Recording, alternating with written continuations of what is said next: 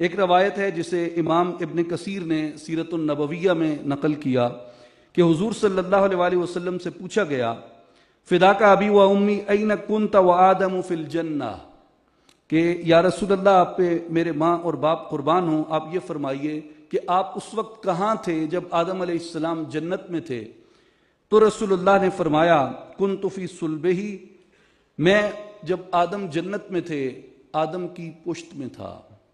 وَرُكِبَ بِيَ السَّفِينَةُ فِي صُلْبِ أَبِي نُوحٍ، اور جس وقت نوح علیہ السلام کشتی میں تھے میں ان کی پشت میں تھا۔